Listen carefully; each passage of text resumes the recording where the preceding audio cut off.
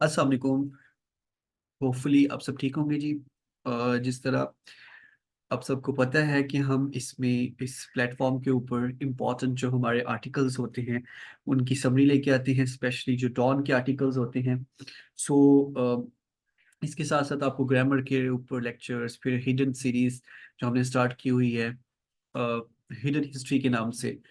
तो इसके अलावा जी आपको एसए के रिलेटेड लेक्चर्स मिलते हैं इस पे।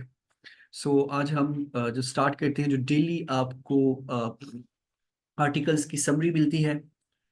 तो हमारा आज के जो आर्टिकल्स हैं जी वो कौन कौन से हैं। बेसिकली आज के 4 आर्टिकल हैं। ठीक है।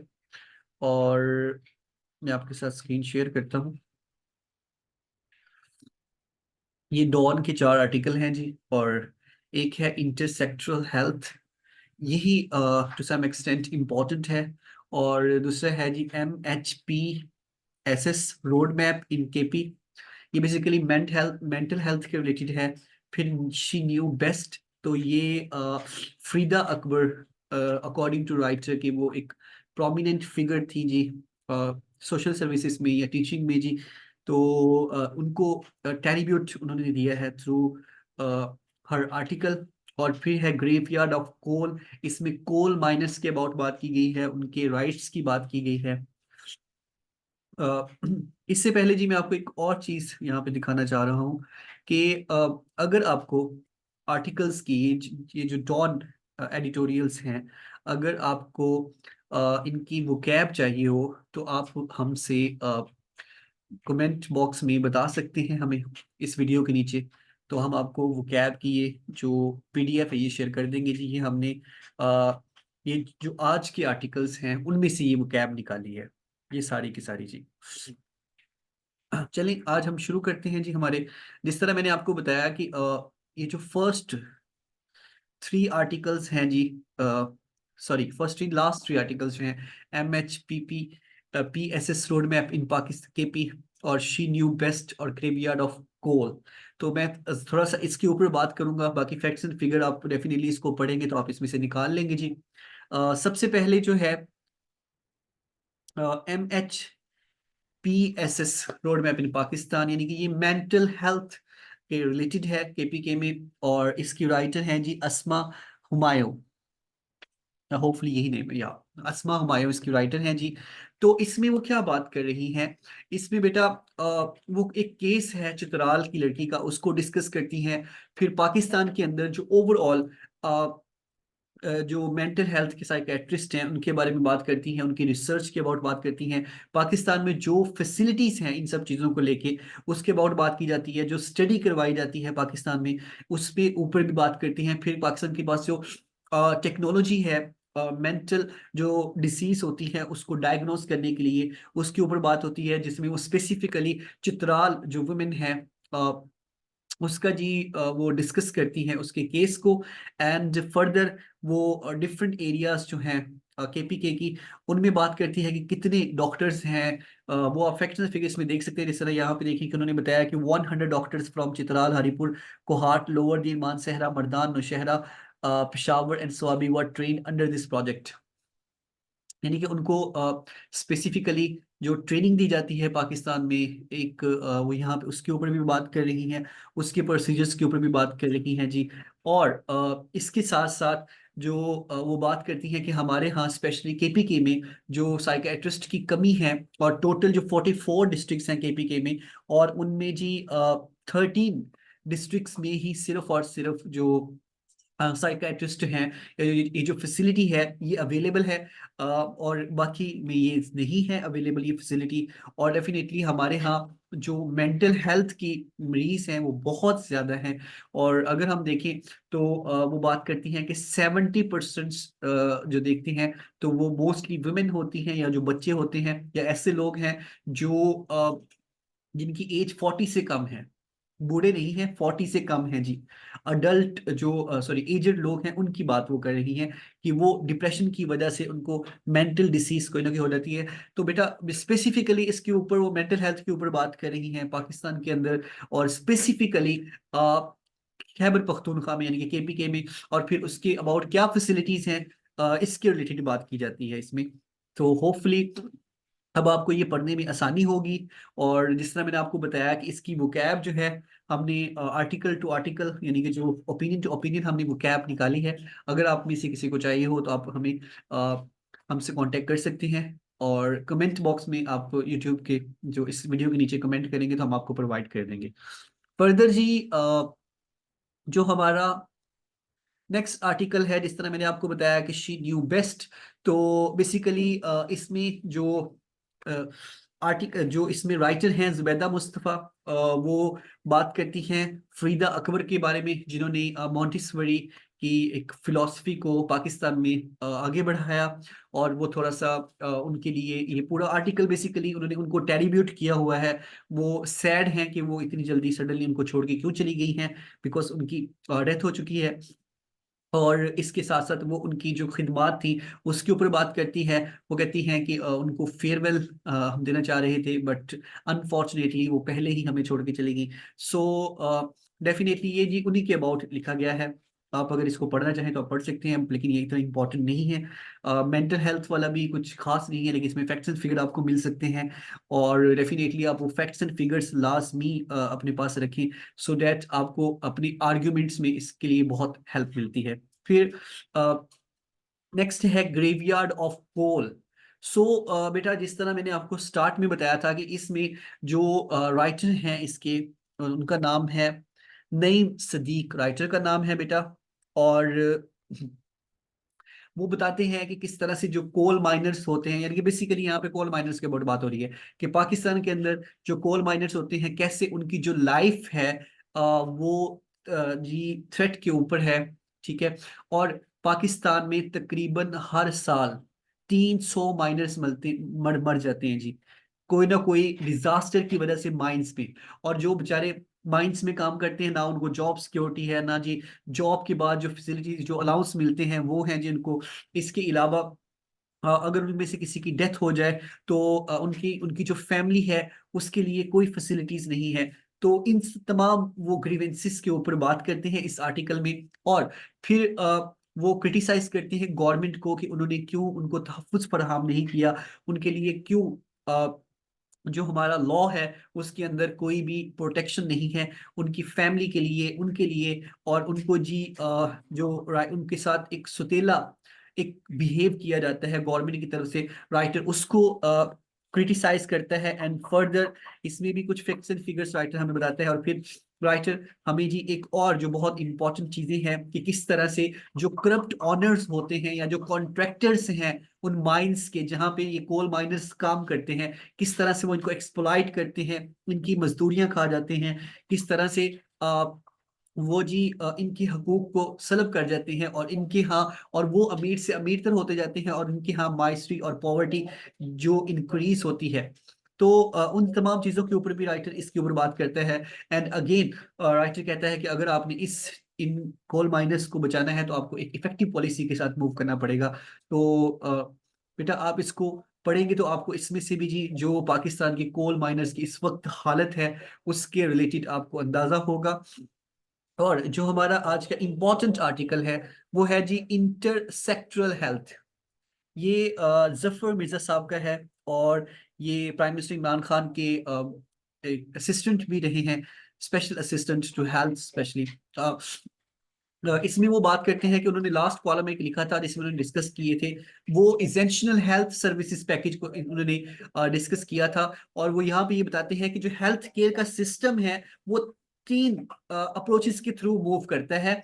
सबसे पहली जो अप्रोच है वो कहते हैं कि एक तो डिसीजेस को प्रिवेंट किया जाए, डिसीजेस से बचा जाए, और जो पॉपुलेशन को अवेयरनेस दी जाए, यानी कि प्रमोट किया जाए हेल्थ को, कि हेल्थ के इंपॉर्टेंस को प्रमोट किया जाए। फिर उस ये इंडिविजुअल लेवल्स के ऊपर। उसके बाद जी प्रोवाइड की जाए जी क्यूरेटिव हेल्थ सर्विसेज, और ये भी इंडिविजुअल लेवल के ऊपर। और तीसरा जो है वो है intersectoral action addressing the detrimental of health. और ये जो तीन अप्रोचेस होती हैं हेल्थ केयर सिस्टम की तरफ से, ये इंटरकनेक्टेड होती हैं। और this is what we know about the third aspect, और ये आज जो हम जानने जा रहे हैं वो थर्ड एस्पेक्ट के बारे में जानने जा रहे हैं इस आर्टिकल में, जो कि है इंटरसेक्टरल हेल्थ इंटरवेंशंस। यहाँ पे वो कुछ बात करते हैं कि WHO की ऑटवा की बात करते हैं, ऑटवा चार्टर की फॉर हेल्थ प्रमोशन के लिए। तो WHO कॉन्स्टिट्यूशन 1948, ऑटवा चार्टर जो है 1986 के बारे में वो बात करते हैं, जिसमें वो मेंशन करते हैं कि shelter, education, food, income, a stable ecosystem, sustainable resources, social justice and equity, ये सब जो है ये आपके फंडामेंटल राइट्स हैं, ये प्री रिक्विजिट हैं आपकी हेल्थ के लिए। ये चीजें प्री रिक्विजिट हैं आपकी हेल्थ के लिए। फिर वो बात करते हैं कि DCP के अकॉर्डिंग, DCP का मतलब डिसीज कंट्रोल प्रायोरिटी के अकॉर्डिंग, बेसिकली जो रिस्क फैक्टर्स हैं उनको दो कैटेगरीज में डिफाइन किया गया है। एक है इन्वायरमेंटल और एक है बिहेवियरल। जो इन्वायरमेंटल रिस्क फैक्टर्स हैं जिसमें क्लाइमेट चेंज है, ऑक्यूपेशनल हैजर्ड्स है, अनसेफ रोड्स हैं, व्हीकल्स है, आउटडोर है, ये बेसिकली आ जाते हैं इन्वायरमेंटल रिस्क में, जिसमें unsafe water, pollution, air pollution, poor sanitation, ये सारे क्या है इन्वायरमेंटल रिस्क, जिसकी वजह से बीमारियां बढ़ती हैं, डेथ्स जो उनका रेट है वो इनहेंस होता है। फिर है बिहेवियर रिस्क, जो वो बताते हैं कि एक्सेसिव के अगर आप कोई न्यूट्रिएंट्स ले रहे हैं और वो आपके लिए ठीक नहीं है। फिर उसके बाद सब ऑप्टिमल ब्रेस्ट फीडिंग जो है। फिर उसके बाद जो आपका सेक्सुअल बिहेवियर वो अगर रिस्की हो। फिर आपकी फिजिकल इनएक्टिविटी, यानी कि आप कोई काम नहीं कर रहे हैं। फिर आप टोबाकू, फिर हमेशा जी आप अल्कोहल का यूज कर रहे हैं, वो भी हार्मफुल अल्कोहल का। फिर उसके बाद ड्रग्स आप ले रहे हैं, ये सारी की सारी क्या है हमारी बिहेवियर रिस्क है जी, जो कि इंक्लूड्स हैं हमारे हेल्थ के रिलेटेड। ये दो चीजें हैं जिनके रिलेटेड वो बात करते हैं। एक है इन्वायरमेंटल रिस्क और एक है जी बिहेवियर रिस्क। आगे वो बताते हैं कि किस तरह से जो इन्वायरमेंटल और बिहेवियर रिस्क की वजह से जो अमवात होती हैं उनके फिगर्स, फैक्ट्स एंड फिगर्स क्या हैं, और हमारे यहाँ स्पेशली पाकिस्तान में उनको कंट्रोल करने के लिए कौन सी जो गवर्नमेंट ने उसके लिए मिटिगेशंस किए हुए हैं। अगर हम यहाँ पे देखें जी, तो तकरीबन वो कह रहे हैं कि जो मैग्नीट्यूड है loss due to specific health risk factors का, वो डेफिनेटली एक कॉम्प्लिकेटेड प्रोसेस है। और तकरीबन ये एस्टिमेट किया जाता है कि 57 million deaths globally could be attributed to one or more behaviour or environmental risk factors, यानी कि तकरीबन 57 मिलियन डेथ्स जो पूरी दुनिया में कहता है कि वो एट्रीब्यूट की जा सकती, हो सकता है कि वो बिहेवियर या एनवायरमेंटल रिस्क की वजह से हो। और जो हमें स्पेसिफिकली एविडेंस बेस्ड एग्जांपल्स मिलती है, जैसा कि हम अगर देखें तो एयर पोल्यूशन स्टडीज जो है वो आपकी लाइफ की एक्सपेक्टेंसी को 3.3 इयर्स उस कम कर दिया उसने इंडिया में। फिर इसी तरह 2015 में अगर हम देखते हैं तो 5.5 इयर्स वो कम हुई नॉर्थन चाइना में, सिर्फ एयर पोल्यूशन की वजह से। फिर फर्दर अगर हम देखते हैं तो वो यहाँ पे मेक्सिको की बात कर रही हैं। फिर टोबाको की वजह से इंडिया, UK, जापान, USA में जो उनकी लाइफ एक्सपेक्टेंसी है वो कम हुई तकरीबन 10 साल in comparison to their non smoking peers, जो उनके साथी नॉन स्मोक, जो स्मोक नहीं करते हैं उनके अकॉर्डिंग जी। Likewise US study estimated that जो फिजिकल इनएक्टिविटी है ये भी तकरीबन 3 इयर्स तक आपकी, अगर आप फिजिकली कोई काम नहीं कर रहे हैं, और वो भी तकरीबन आप वो आपकी लाइफ एक्सपेक्टेंसी को कम करता है। इसी तरह से जी वो यहाँ पे आपको फैक्ट्स एंड वो आपको कुछ फिगर्स देते हैं पाकिस्तान में किस तरह से एयर पोल्यूशन है, और पाकिस्तान में कितने उसके रिस्क हैं, और किस तरह से पाकिस्तान में उसकी वजह से जो अमवात होती है उसके ऊपर बात करते हैं। वो ये भी बात करते हैं कि एजुकेशन में अगर आप लोगों की एजुकेशन इनहेंस कर देते हैं तो उससे क्या होता है कि उनमें जो मोरालिटी रेट है, यानी कि जो बिहेवियर रिस्क के बारे में उनको अवेयरनेस आती है, और वो जो मोरालिटी रिस्क हैं वो लो हो जाती हैं और मोरालिटी हाई हो जाती है, जिसकी वजह से जो बिहेवियर रिस्क हैं, जो बिहेवियर उनके एक फैक्टर्स हैं जो कि उनकी लाइफ के लिए थ्रेट बने हुए हैं, तो उनके लिए भी जी उनको एक एक वे आउट मिलता है, और डेफिनेटली उनकी मोरालिटी जो है, मोरालिटी रेट इनहेंस होता है। फर्दर अगर हम देखते हैं जी, तो वो कुछ इसमें एग्जांपल्स दे रहे हैं, और वो बताते हैं कुछ ये चीजें कि among the behaviour risk factors इसमें किस तरह से 64.4% है पाकिस्तान में जो बिहेवियर रिस्क के फैक्टर्स हैं, जिस तरह चाइल्ड मैटरनल मैलन्यूट्रिशन हैं, ये सबसे ऊपर है 68.4% के साथ। फिर डाइटरी रिस्क जो हैं पाकिस्तान में वो 13.2% हैं। फिर टबाकू की वजह से जो रिस्क हैं वो 12.6% है। तो वो इस तरह से जी हमें फैक्ट्स एंड फिगर भी इसमें प्रोवाइड करते हैं। फिर एयर क्वालिटी रिपोर्ट के मुताबिक वो बताते हैं कि किस तरह से, आपने रिसेंटली सुना होगा कि लाहौर जो है सर्दियों में वो सबसे ज्यादा पोल्यूटेड जो सिटी बन जाता है, और इसमें लाइफ एक्सपेक्टेंसी भी लोगों की कम हो जाती है। फिर डेफिनेटली इसके बारे में वो थोड़ा सा आपको बताएंगे। एंड फर्दर जी जो ऑक्यूपेशनल रिस्क हैं जो कंट्रीब्यूट करते हैं तकरीबन एनुअली 22,690 डेथ्स। और इसी तरह से एयर क्वालिटी की वजह से भी आपकी लाइफ एक्सपेक्टेंसी कम होती है। और वो भी जी जिस तरह यहाँ पे वो बता रहे हैं कि जो बर्डन ऑफ डिसीजेस है पाकिस्तान में वो रिस्पॉन्सिबल होती है तकरीबन 79,813 डेथ्स एनुअली। सो बेटा वो ओवरऑल इन तमाम चीज़ों को आपके साथ डिस्कस करते हैं। और फिर एंड पे जाके वो डेफिनेटली जो इसको कंक्लूड करते हैं, वो इन तमाम चीज़ों को के लिए एक बेहतर पॉलिसी के तौर पर इसको कंक्लूड करना चाहते हैं।